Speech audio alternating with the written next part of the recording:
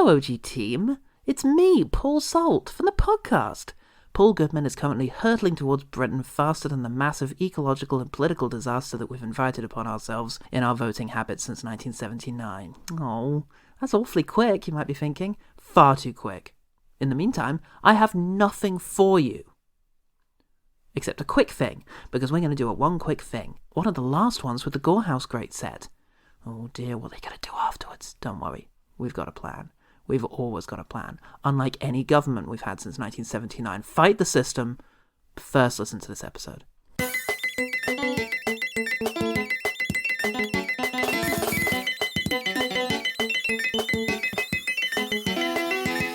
Hello and welcome to this one quick thing. The podcast that we do on the depressingly rare occasions that one of us has something better to do. Very rare. I didn't prepare a thing. I'm Paul...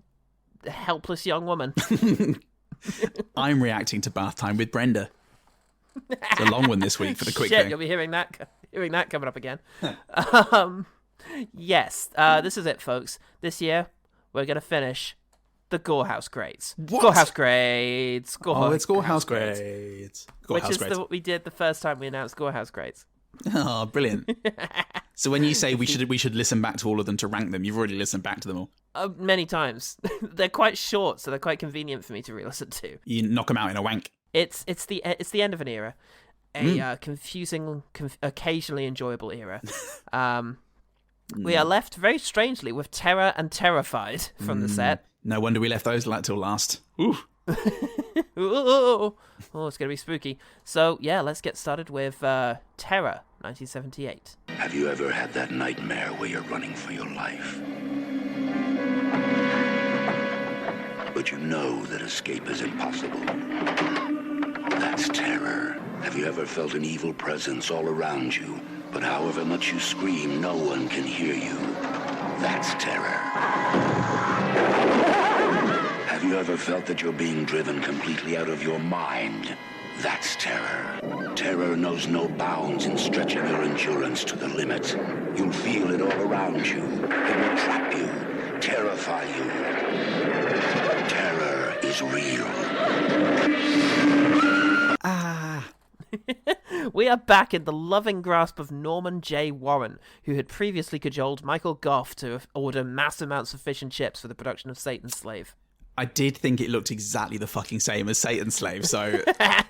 Same director, and there is a Satan's Slave poster in the production office of the porn studio. Is it even the same house? Yes, it is, Paul. It's the same house. Of course, fantastic. Oh, and the guy who owns the house makes a cameo in the film. I can't remember where, but yeah. He was Brenda. It's great. We're one step... He was Brenda. We're one step closer to Inseminoid. It is the exact same production team as Satan's Slave, including cameraman turned producer Les Young, who also plays the porn producer in this. Oh, good. Yeah, he was called Les, wasn't he? And I thought that was a nod towards that, but it's actually Les. So it's actually Les. That's his catchphrase. Les. It's actually Les. Les, it's actually Les. I've lost his name. Young. Woman says that the film was conceived as a fun horror movie, solely intended to entertain. Thank God. That's enough woke horror, am I right? Oh, Jesus. Oh, do you see that movie, The Wicker Man? Fucking preachy as shit. Ridiculous. Don't Look Now? Barely came. I mean, I did come because it has one of the most erotic sex sequences ever filmed put into it, but... The horror of barely, it. mate. Yeah. Apparently, a bunch of people pitched ideas for murder scenes, and then screenwriter David McGillivray, just wrangled them into a script, kind of. Brilliant. I mean, horror. Warren admits the film does not make sense. Didn't need to, mate. It was art. The film was heavily influenced by Dario Argento's Suspiria. Warren insists that it is not a direct copy, saying that it's liberating to just do whatever you want. It's a great takeaway. Mr. Argento, I have to say, I loved your movie. I found it so inspiring. Oh, thank you. That's very good. I didn't realize you could just do whatever the fuck you wanted with actually nothing making sense whatsoever. Great. And then Argento went, I know it's amazing, isn't it? Keep. And then they fucked. Yeah, and then they filmed that, and it made even less sense afterwards. And Gaspar Noé was just watching it in the audience going, this is everything I want to be. Not as cummy as I needed to be, but... The box office revenue of Satan's Slave allowed them to completely pay for this movie's production. They didn't have to hit up Michael Gough and chips once. For other things, though, yes. It was also fairly successful, spending a whole week as box office #1 in the UK. What? Just paving the way for Inseminoid, yes. Same year as Superman came out, and the year after Star Wars was still in the box office and was still the highest grossing film of that year. That's bonkers. Which is kind of charming. Like, whenever is a movie from the previous year in the top 10 of the following year? Yeah. For the UK, Star Wars crossed the line. Star Wars broke the union, broke the union strikes to show in cinemas when other films would refuse to. Scab Wars, more like. In fact, the Tories took credit for it. Anyway, it actually did better than you might think with critics, with Alan Jones calling it one of the last great British horror independents. Okay. So, Paul, you Greek freak. I'll leave it out. What do you think the police are going to think of Bathtime with Brenda? Get those wankers out of there. Why? Do you know what they're doing in there? Yeah, Bathtime with Brenda or something like that. Right. And what do you think the police are going to make of that when they arrive? How do you think they're going to react to Bathtime with Brenda? They are going to think it's a fucking liability, mate. That's for sure. I do love the line, in any movie, you're a fucking liability. There's just something about fucking It's just such an awkward thing to say. They're a liability. You're the fucking liability, mate, I'm telling you. But you can say every syllable of that word. Liability. Yeah, exactly. Every syllable of that word, syllable of those words sounds great. Yeah. You're a fucking liability. A lot of crunchy nouns. Yeah, nouns in there. I guess liar is in there. There's a noun. There you go. Anyway. Bill. There you go. There's some crunchy The Bill. nouns. So let's start off with this film. A poor, helpless young woman is being chased mercilessly through the woods by horrible men with dogs and bear traps and English accents and beliefs. Oh, Christ. Yeah. Oh, Jesus. Somebody help her. They capture her and bring her back to English Diane Lane, and she's very keen on a burning. Yeah. Wants to see a burning happen. Yeah. And the priest tries to read out a blessing, but gets distracted by her out-of-sync screaming. It's just a psalm. Oh, shit. She really is a witch, though. Oh, I guess I misjudged these horrible villagers. Those poor defenders of the people. Get her. Get her, but they can't because one of them goes on fire very goodly. And, villager Greg. Oh, Greg. no. Oh, Greg the Fire Gregson. Oh, it's so ironic, actually. So, Diane Lane runs home where she embarrassingly left her dead bloke up long after the 12th day of dead blokes. Well, 4 years of bad luck, that. That, probably, yeah. She won't know, though, because she dies. And, the dead witch shows up. Oh, at this stage, I really wish it was just systemic early modern misogyny. Not actual witches. I can't handle this new reality. That's why I vote Tory. So, but it's just a film, everyone. Don't worry. Oh, fuck me. This is a Scream movie. It's nowhere safe. Honestly, woke horror. Fuck off. So, yeah, and it was a movie made by John Hurt. I called him John Hurt, too. Nice. John Hurt from Young, Alien. rich John Hurt. Yeah. Yes, exactly. He made a movie about his actual family history of getting cursed by a witch, and now he's screening it to his mates, including Keith Chegwin. that's really good. I had Del Boy. Keith Chegwin. He does look exactly like Keith Chegwin. He actually is Keith Chegwin, I think. Yeah. What a load of rubbish. Oh, shut up. I thought it was great. Is it really true? Yes. It actually happened in this very house. But at least you didn't have to spend money on the locations. Yeah, the cheapskate. It's the only reason he made it. I mean, who's going to be interested in a film about your family? They all have a right party together with lots of smoking and dancing and smooching and a game of checkers. Whoa. Oh, I wouldn't mind that. Checkers on checkers. Chegwin has a party trick of hypnotizing some folks, so he has a go at Alicia Silverstone. They get interrupted by a jump scare. Oh, no. And a good one as well. John Hurt comes up and says, "Is she all right?" asking Chegwin, not her. You see, that's a hint. The misogyny was genetic, you see. Oh, fantastic. I can't wait to see what happens to them. And she goes, "No, look, it was just asbestos. See, I'm fine." Revealing that when she'd been hypnotized or not, she'd been told to put her hand over a flame. Fortunately, asbestos was protecting her. So no worries there. Oh, good. Yeah. Well, tell you what, main character Linda Blair isn't having it. Hypnotize me, you obscure British television reference, you. But he does. He does. She goes all brain twisters and goes after a sword. Yeah. And hurts John Hurt. Yeah. In a way that bothers him a bit. Just about. He notices it. Oh, well, what can you do, eh? And so jaded. I tell you what he can do is realise she's possessed and give her a good slap. See, she's fine. Oh yeah, that's all she needed. There she goes. Absolutely. And she is fine after that. She is fine. Everybody goes home. Alicia Silverstone gets attacked, and so obviously runs into the woods. It's the safest thing to do when you're in danger. Yeah. And she gets stabbed a lot, causing all manner of mild discomfort. Oh, bloody hell! And she's not going to live through that, mate. Not through that embarrassment. So Chegwin is hanging out with his mate, posh Simon McBurney. Google him. You do know who he is. You do know him. Simon McBurney. You know who he is. Chegwin? Was Chegwin still in the movie at this point? No, Chegwin's fucking gone forever. Yeah, I thought you just... Chegless. Oh, no, Hurt's Chegless friend. Oh, I had him as Daniel Bruhl. That's pretty good. Yes, okay, let's swap to Daniel Bruhl. But Simon McBurney, McBurney? McBurney. Oh, McBurney. You know who this guy is. As soon as you see his face, you'll be like, fuck. Simon Muck and Bernie came up, so this is good. He's the most popular Simon Muck. Oh, yeah, that band, Simon, Mark and Bernie. Oh! Yeah, there you go. But no, I think you're right. You're a bit more on the money with Daniel Bruhl. Yeah, it was. Yeah, there's something about him. Something about him screamed master plan to undo the Avengers.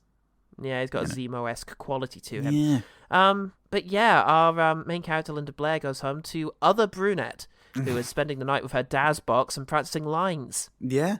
Linda Blair comes in all bloodied. Ooh, piece it together, fans. Ooh. Or don't. It's literally meaningless. It's women's problem, she says. And then, oh, sorry, I usually say it to men and they black out and run away screaming.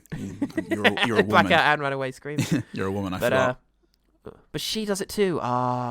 She's also terrified of herself because of this deeply misogynistic system that doesn't teach people about their own bodies. It's a big problem, and this movie's going to expose it. I know, I'm terrified. I'm terrified. Terror! No, that's next week. Damn, I know I'm terror. Perfect. So, there's a saucy Cockney porn getting filmed, starring another of Linda Blair's friends, Patsy Palmer. Not in the bath, love. How can we do it if you're in the bath?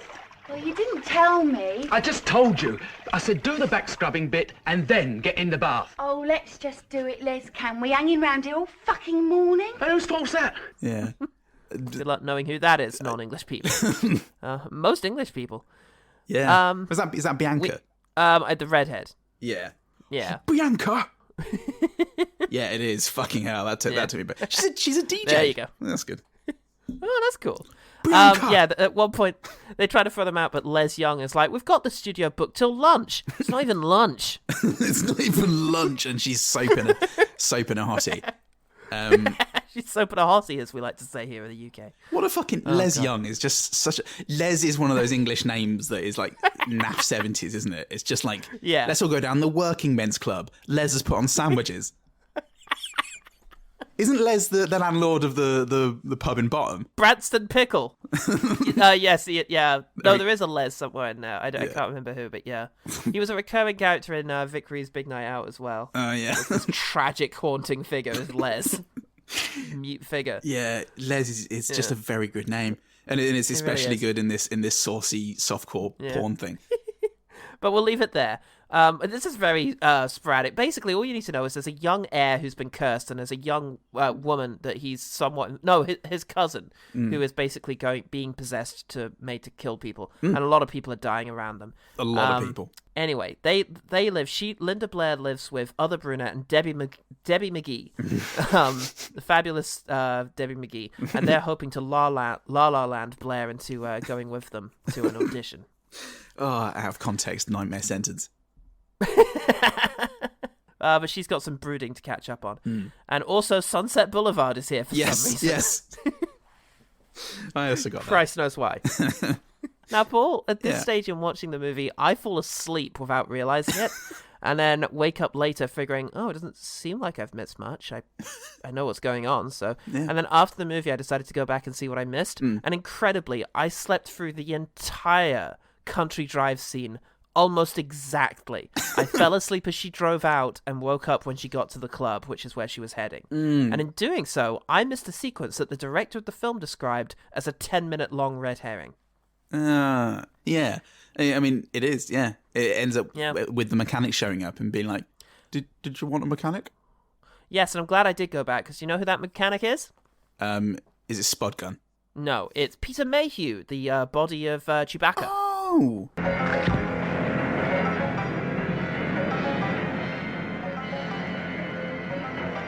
You want a mechanic? He gets around, doesn't he? Oh, he gets around. He get around. He was mostly in costume when he was in the movie. It's weird. Bloody hell. Very, very hard to film. He said his line. Yeah. Oh, brilliant, everyone said. I wish we were watching Star Wars, still the highest grossing film of this year. Not for long. But yeah, to the club where the ladies are all hanging out. They work there as right sorts, as the job title. Or as right saucy birds.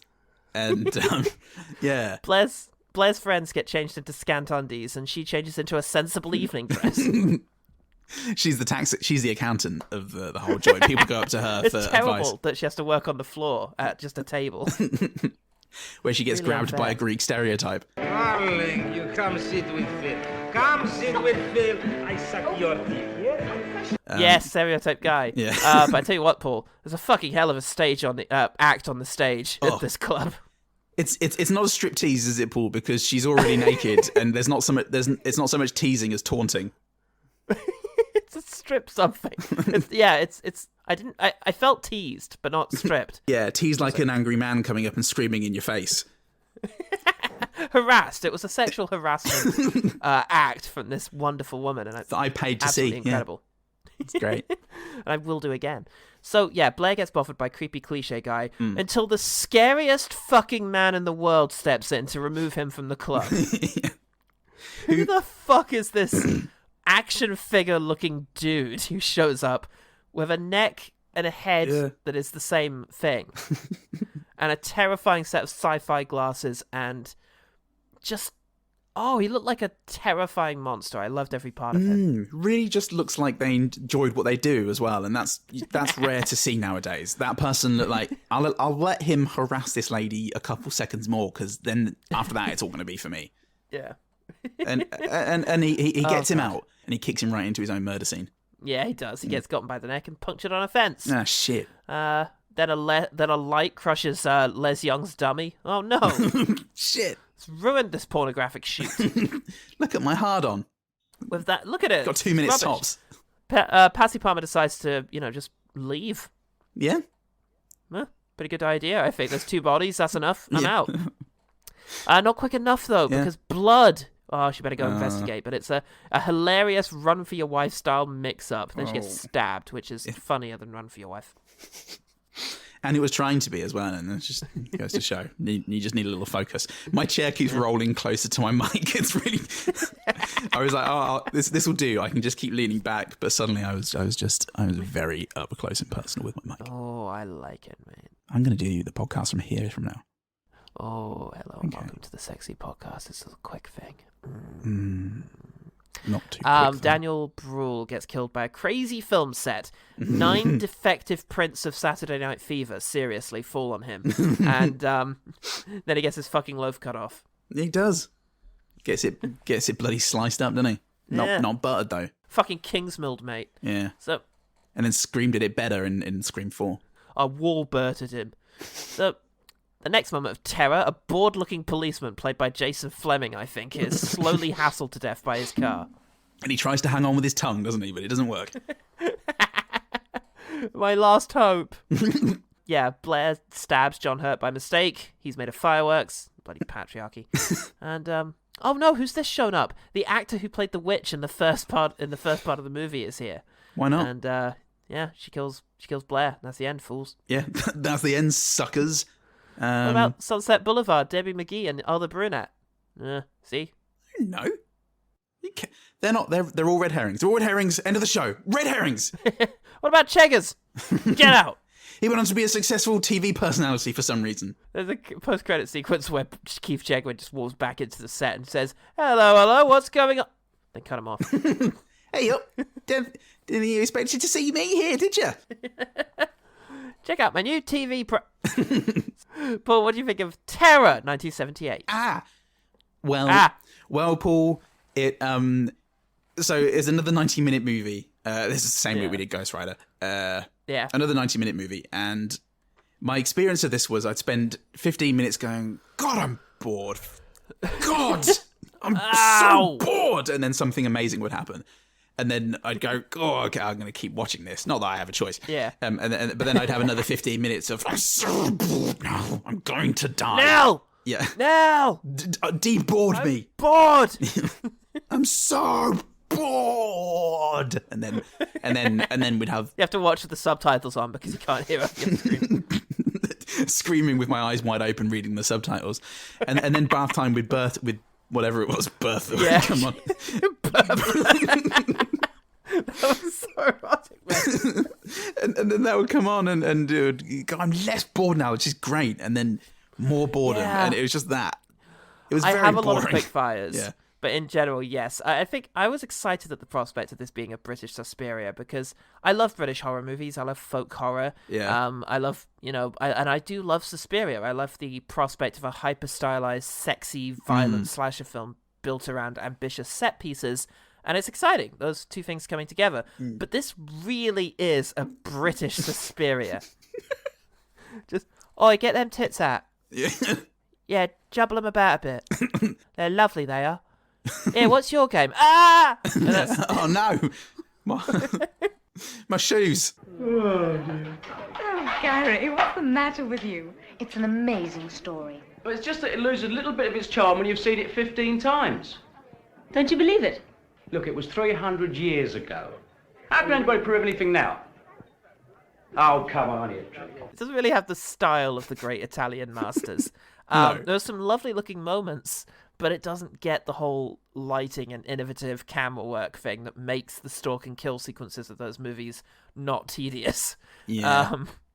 It has its moments, and it's pretty funny how shameless the fucking thing is, because it's making no bones about it. You're here to see women get murdered in skimpy outfits, so it's just going to do that. Yeah. But it's no Italian horror film. No. That is elevated trash. And I yet to rewatch, and this is on the cards now, but and I didn't even like Suspiria, so we'll so this it needed more bath time with Bertha, Yeah. Brenda. But most of my quick fires, I think, are around people saying things in funny English accents. It's just so shit, isn't it? Yeah. It's weird because really... British horror can be wonderful, really just disorienting and scary and just sort of, Mummy, why is that man under my bed? This kind of frightening stuff. And yet this is just sort of... it's just so rubbish. Yeah, it just is. It's the kind of...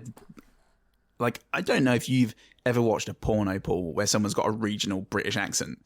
It's very jarring. Go on, son. Go for your fucking life. Fill your boots. Oh, I'm going to sleep well after that. It is very... The two things are not concomitant. They're just mutually exclusive entities. Not just Britain, though, because one of my favourite porn stars of all time, yes, I have a list, is a lady called Chloe B. Okay. She works for Abby Winters, an Australian website, and she is Australian. Ah, okay. And she does have a very charming habit of going crikey after she orgasms. Aww. It's adorable. That's lovely. She also says bum during... It's just great. And the cork hat rustling obviously is oh mate, it gets me there every adds time to now. it. Yeah, you can't you expect it now, and that's the sad thing. So yes, this is a highly erotic and scary experience. Let's quick fire. Just like Australia. Fuck yeah, mate! That's all wake and fright. I know you've got Donald Pleasance there sometimes. Sometimes. Also, I'm an alcoholic. Ooh. All right. I've grouped them again. You go first. Ooh. I think I've grouped them together, so I haven't got too many. Okay, cool. I will say what Satan's Slave had over this, apart from all the other things, was the Brian Cox Englishman. Who it's very. Oh yeah. It's very. What do you mean haunted? I'm just a horrible man. I'm gonna strangle you. Look, it's. I mean, also Michael Gough was just. Also Michael Gough. I mean, very good. This one's more Michael Gove, isn't it? So that's standard of England. Gough or Gove. I'm going to use that for everything now. And if people haven't listened to this episode, they're going to be so confused. Well, fuck them. And fuck them. Yeah, exactly. So at the beginning in the movie, so there's a few quick fires for me of the actual movie within the movie. When I forgot that this wasn't about something in medieval England. The clinking of glasses on the table in front of the fire, I thought was pretty good. It was just a very sort of small effect, and it was just a subtle like. Nice. Okay, a few notes on its production. I enjoyed the title sequence. I thought that was quite good, including a very fun title reveal. When they burn the witch, I thought they burn a dummy. I can't remember if it's the witch or if it's Brian, the villager.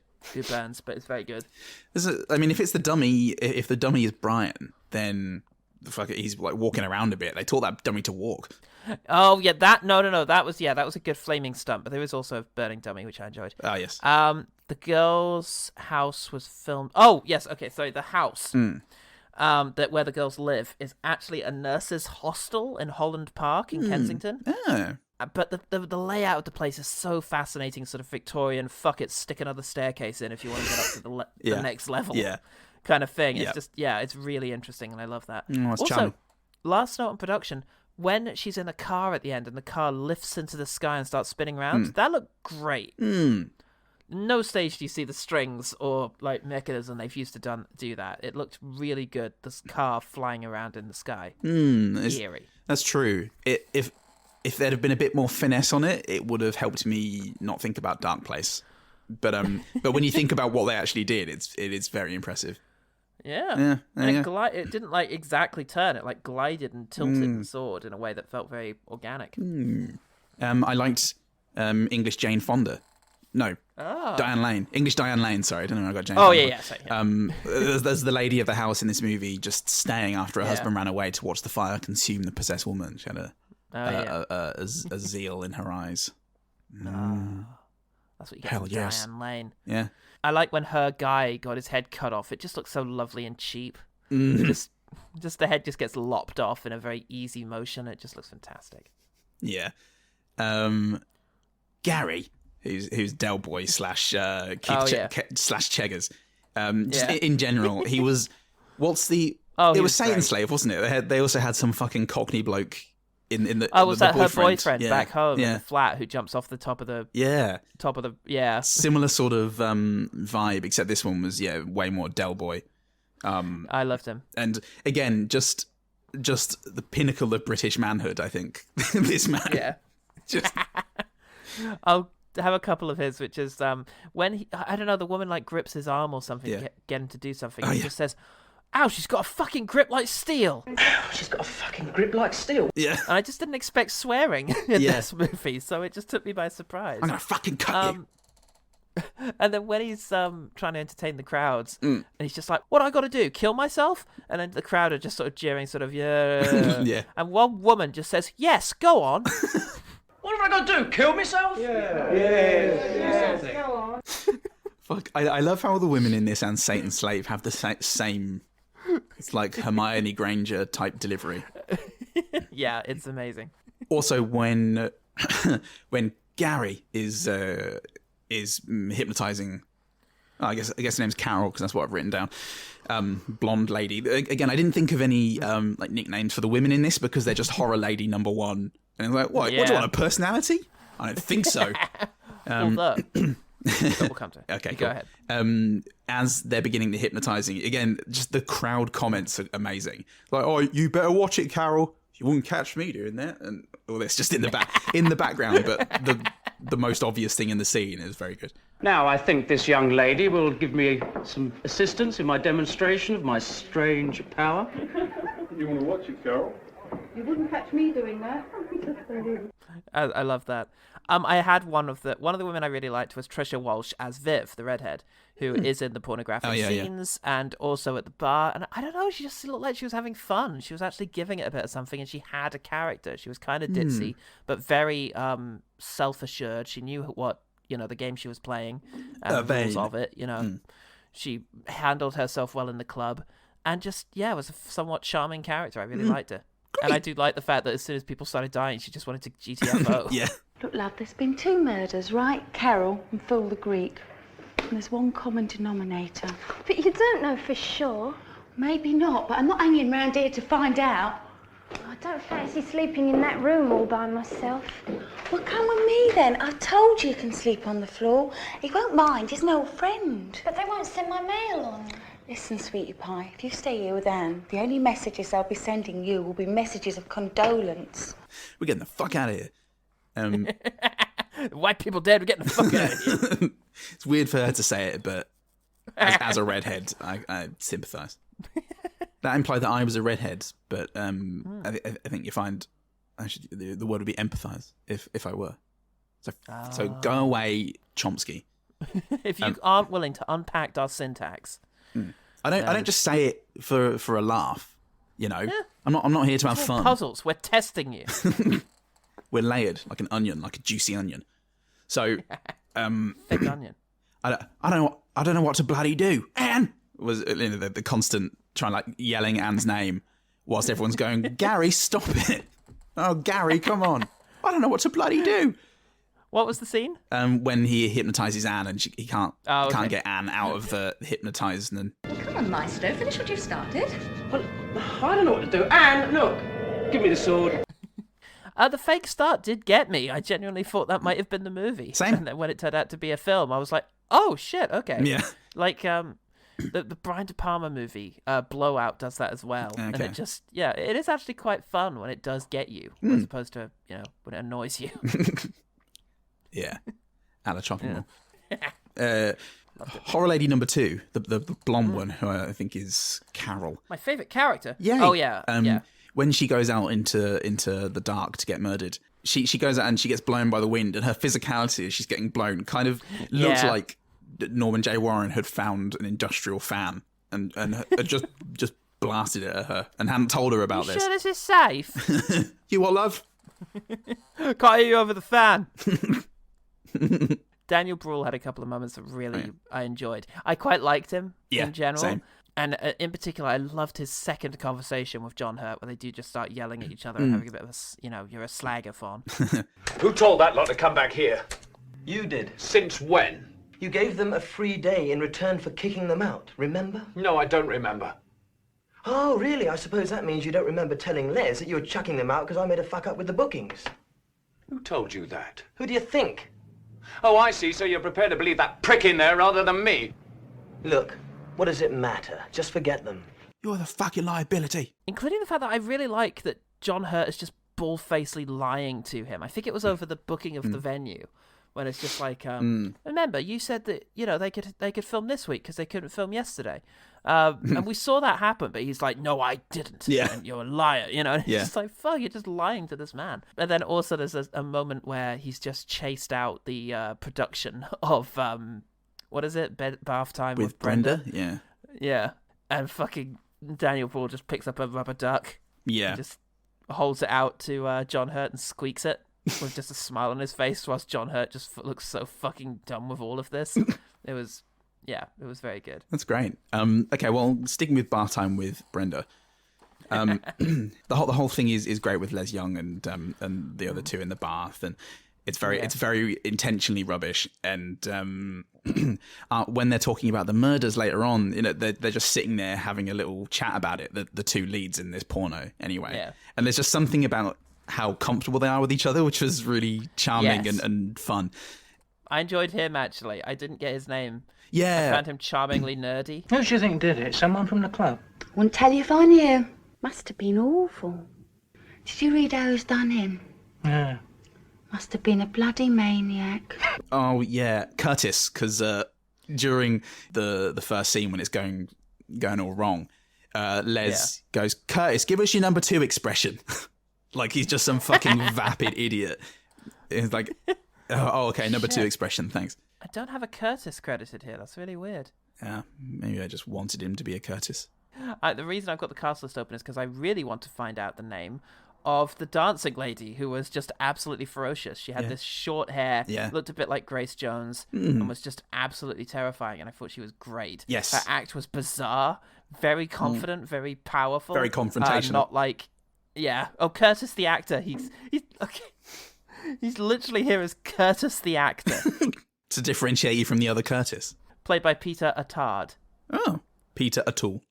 Peter O'Toole. Villager, Burning Man, Stripper, Tanya Farova. Yeah. Ooh. Wow. Ferocious Farovia. Oh, wow. Only one other credited film, The Sexplorer. Where she played Stripper. Well, Paul, it doesn't matter that we're out of Gorehouse Greats soon, because I know what we're watching next. British cinema has just many, many treats for us. Boulevard Woman had one line that I really enjoyed, which is that she comes out and says, "Stop terrifying my girls!" Stop terrifying my girls. Yeah. Which is great. And finally, the grotesque death of Jason Fleming. It was Jason Fleming, the policeman. Oh, yeah.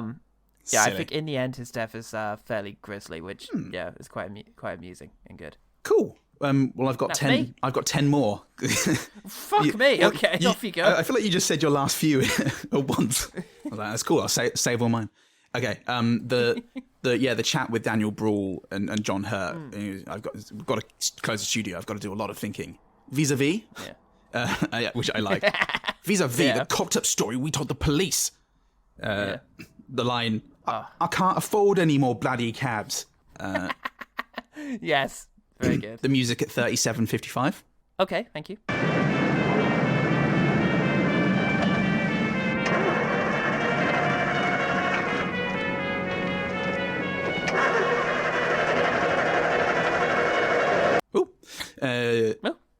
Very good. When the amazing sequence that you slept through, Paul, was she finds her way to that house again. I'm pretty sure. Yeah.